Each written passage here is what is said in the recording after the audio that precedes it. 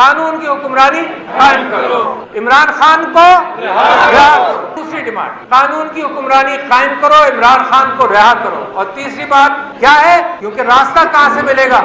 Mandate واپس کرو، کوئی چارہ نہیں، کوئی آلٹرنیٹ نہیں، ملک کو بچانا ہے، یہی راستہ ہے۔ یہ کم عقلی کی باتیں ہیں کہ بات نہ کرو، بات کرنے کے لیے نخرے ہیں۔ میں نے تو کئی جگہ پر یہ کہا کہ اگر میرا ذاتی معاملہ ہوتا تو میں کہتا نہیں بات کرنی، نہیں بات۔ اگر کشمیر سے نہیں سیکھیں گے، آزاد جموں اور کشمیر سے نہیں سیکھیں گے، اگر جو پاکستان کے حالات ہیں اس میں نہیں سیکھیں گے، جو بلوچستان میں پریشانی ہے اس سے نہیں سیکھیں گے، کے پی میں جو پریشانیاں ہیں اس سے نہیں سیکھیں گے، تو سیکھنے کا کیا ہم نے طے کر لیا ہے کہ ہم کچھ نہیں سیکھنا۔ آپ کے پیر نہیں ہیں، آپ کے گھٹنے نہیں ہیں، آپ انٹرنیشنلی بدنام ہیں، آپ کے یہاں جمہوریت نہیں ہے، آپ پامال کرتے ہیں سب چیزوں کا، آپ ظلم کرتے ہیں۔ آپ نے عورتوں پر جس طرح سے ظلم کیا، آپ نے بچوں پر جس طرح سے ظلم کیا، جو ظلم یہاں پر ہوا، آپ کو مشرف صاحب کے ماشاء اللہ نے اتنی تکلیف نہیں دی ہوگی جتنی آج بغیر ماشاء اللہ کے آپ کو، جتنا ظلم مشرف صاحب کے زمانے میں نہیں ہوا جتنا آج ہو رہا ہے۔ ہم سب لوگوں نے بہت ساری چیزوں پر پردہ ڈالا کیونکہ میرا ملک ہے، مشرقی پاکستان الگ ہو گیا۔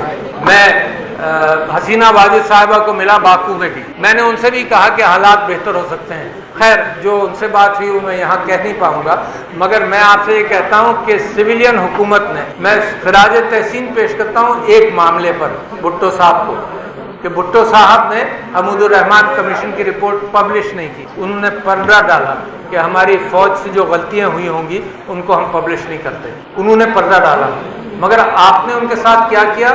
لٹکا دیا اس کو۔ کتنا ظلم ہے کہ سویلینز ہمیشہ پردہ ڈالتے رہے۔ سویلین حکومتیں جتنی آئی ہیں جس کے اندر جو انٹرفیرنس ہوئی اس کے اندر بھی ہر حکومت نے پردہ ڈالا، پی ٹی آئی نے پردہ ڈالا، پی ڈی ایم نے پردہ ڈالا، آج بھی سویلین حکومت مالکی کرتی ہے کہ جو کچھ ایجنسیز کر رہی ہیں۔ تو میں خراج تحسین پیش کرتا ہوں وکلا کو اور 6 ججز کو جو کھڑے ہو گئے، ماشاءاللہ کیا بات ہے۔ جب امیدیں کم ہو جاتی ہیں تو اللہ تعالیٰ ایک روشنی کی کرن پھر سے چھوڑتا ہے۔ تو میں 6 ججز کو تعریف کرتا ہوں اور مجھے یقین ہے کہ وہ بھی کھڑے رہیں گے اور یہ جو قانون کی بالادستی ہے اس کے اوپر عمل کرائیں گے۔ کوئی حل نہیں ممکن جب تک آپ سٹیک ہولڈرز کو ٹیبل پر نہ لائیں۔ سٹیک ہولڈرز، زمانی نہیں، مہرے نہیں، پپٹس نہیں، سٹیک ہولڈرز۔ اور اس وقت 2 سب سے بڑے سٹیک ہولڈرز ہیں، ایک عمران خان کیونکہ اس کو مینڈیٹ دیا ہے عوام نے، یہ فارم 47 والا مینڈیٹ نہیں ہے، مگر ان کو بھی اگر کوئی لوگ مینڈیٹ دے دیں کہ بھائی جو تم کرو گے بات اس کے اوپر ہم بھی کھڑے رہیں گے تو وہ بھی بات کر سکتے ہیں، مگر سٹیک ہولڈرز ٹیبل پر نہیں ہو تو فیصلہ نہیں ہوگا۔ مشرقی پاکستان ٹوٹ گیا، وہ تو سب سے بری مثال ہے۔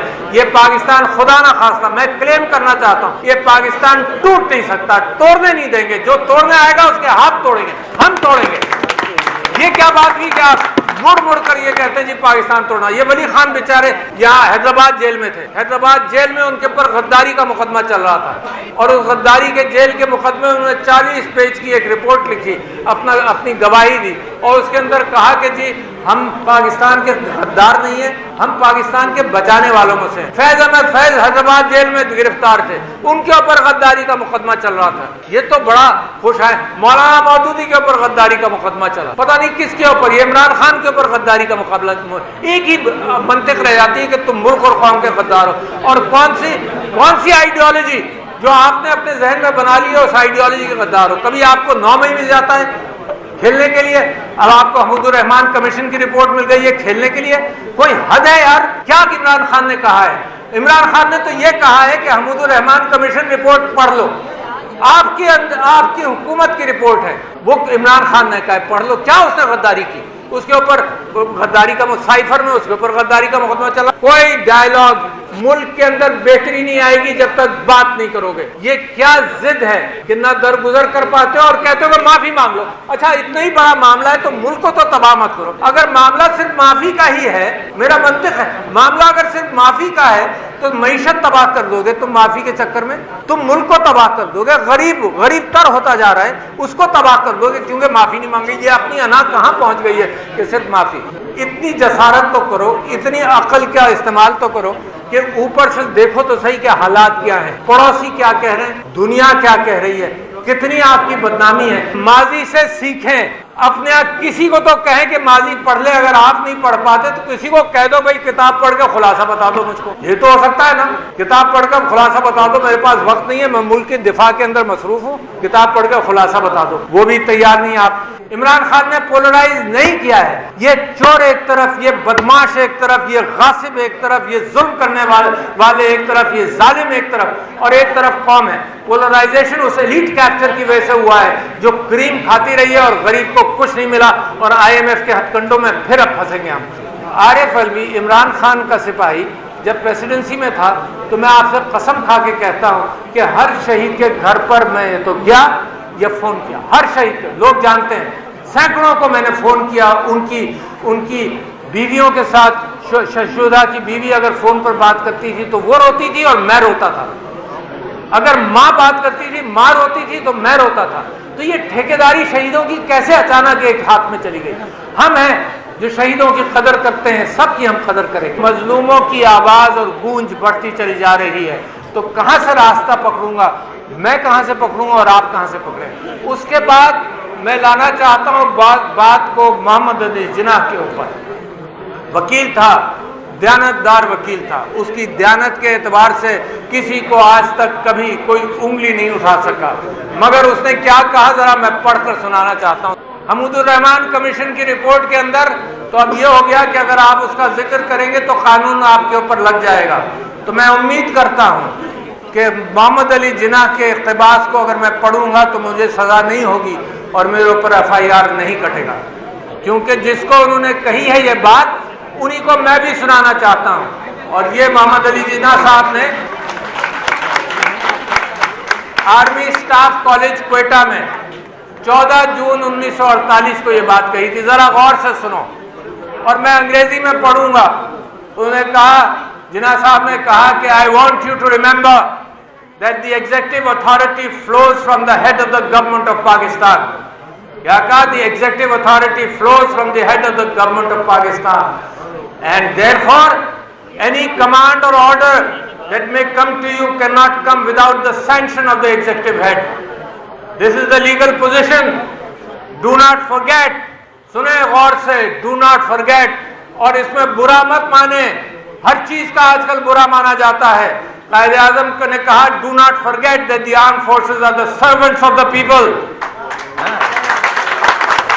It was Quaid Azam who said it. میرے اوپر مقدمہ نہیں کرنا. You do not make national policy. It was Quaid Azam who said it about SIFC. You do not make national policy. It is we, the civilians, who decide these issues, and it is your duty to carry out these tasks with which you are entrusted. یہ کراچی کے سب سے بڑے وکیل اور ہندوستان پاکستان کے سب سے بڑے وکیل نے یہ بات کہی۔ میں آپ کو یہ بتانا چاہتا ہوں کہ ہم سیکھیں گے کہاں سے؟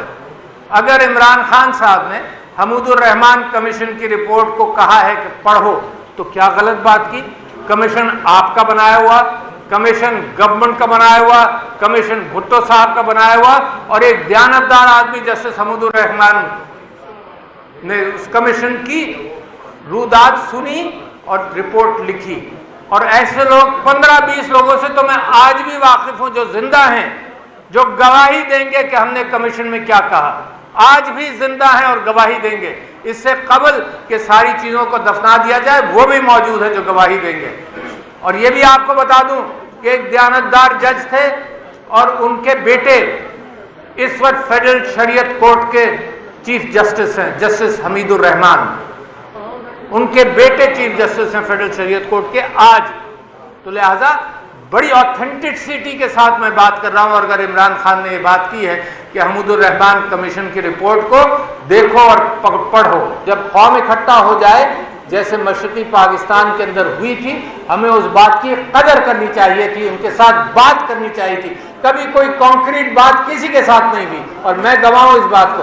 کراچی کے شہر کے اندر چودھری، بڑے بڑے نام، چودھری خلیق الزماں، ظفر احسن لاری، اور نام آپ لیتے جائیے کراچی شہر کے، اگر ان کو دوبارہ زندگی مل جائے تو وہ سوچیں گے کہ کون سی غلطیاں نہ کریں۔ اگر ایوب خان کو دوبارہ زندگی مل جائے تو وہ بھی سوچے گا کہ کون سی غلطی نہ کریں۔ اب جو ارباب اختیار ہیں ان کے پاس موقع ہے اپنے ماضی سے سیکھ سکتے ہیں. اب حمود الرحمان کمیشن رپورٹ نہیں ہوئی تو کارگل کا ایک سانحہ ہوا ہمارے ملک کے اندر. میں نے لوگوں سے پوچھا, دونوں کا پوچھا, آج سے 4 مہینے سے میں پوچھ رہا ہوں ارباب اختیار سے کہ حمود الرحمان کمیشن رپورٹ پڑھی. جن سے میں نے پوچھا انہوں نے تو نہیں پڑھی. پھر میں نے کہا کارگل کے اوپر بھی ریسرچ کر لو. دیکھو آدمی کو اگر پتا چلے کہ فلانی طرف گڑھا ہے اور لوگ گڑھے میں گر چکے ہیں تو میں احتیاط کروں گا. یہ کیا طریقہ ہے کہ آنکھیں بند کر کے میں انکار کروں کہ نہیں میں نے پڑھنا نہیں ہے. یہ جو مینڈیٹ ملا ہے یہ اجماع امت ہے, اس معنی کر کے سیاسی اجماع ہے. اسی قدر کرو, بات کرو, نہ کہ یہ کہو کہ سب لوگ گمراہ ہو گئے اور سوشل میڈیا گمراہ کر رہا ہے. اور عجیب معاملہ ہے کہ جو آپ کو غزہ کے اعتبار سے سوشل میڈیا پر ایمان ہے کہ غزہ کی تصویریں دکھاتا ہے, پاکستان کے اعتبار سے آپ کو الرجی ہے کہ سوشل میڈیا جھوٹ بول رہا ہے. اخبار سچ بولتے تھے, ٹیلی ویژن میڈیم آج سچ بول رہا ہے, آدھا سچ آدھا جھوٹ پتہ نہیں کیا. تو سب سے بڑا کام یہ کیا جا رہا ہے کہ آپ کا منہ بند کر دیں. اس لیے آپ کا منہ بند کر دیں کیونکہ آپ سوال اٹھاتے ہیں اور آپ کو کیا ضرورت ہے. وہ بیچارہ احمد فرحات, اس نے کیا ایک تقریر کی اور کیا کہا, بیچارے کو غائب کر دیا, 8-10 دن غائب رہا. مطلب اور اقبال بھی نہیں ہوتا. اچھا دنیا جانتی ہے, آپ نہیں کہہ رہے, دنیا جانتی ہے کہ کس نے اٹھایا کیا کیا. یہاں اس اسٹیج پر بہت سارے لوگ ہیں جن کو اٹھایا گیا, جن کو ڈانٹا گیا, جن کے خلاف ظلم ہوا, جن کو مارا پیٹا گیا, مگر اقبال نہیں کرتا کوئی بھی کہ کس نے کیا. پھر وہ کہاں سے برآمد ہوا؟ ایک جھوٹ کے پیچھے بہت سارے جھوٹ بولنے پڑتے ہیں. وہ برآمد کہاں ہوا؟ آزاد کشمیر. اور آپ نے کہہ دیا یہ ہماری ٹیریٹری نہیں ہے. آپ تصور کریں کہ انٹرنیشنل کمپرومائزز میں, انٹرنیشنل پوزیشننگ میں آپ یہ کہہ رہے ہیں کہ وہ ہماری ٹیریٹری نہیں ہے. وہاں رجیم چینج آپ نے کر دیا, ایک نہیں 2 کیے. جب عمران خان کے کی حکومت تھی وہاں پر اس کو گرایا گیا, پھر اس کے بعد انتخابات میں گرایا گیا. تو نتیجہ کیا ہوا؟ جب سیاستدان عوام سے رابطہ نہیں رکھے گئے تو وہاں جس انداز سے ریزسٹنس ہوا, خوف کرنا چاہیے نا, سیکھنا چاہیے. کہاں سیکھیں گے بھائی ہم؟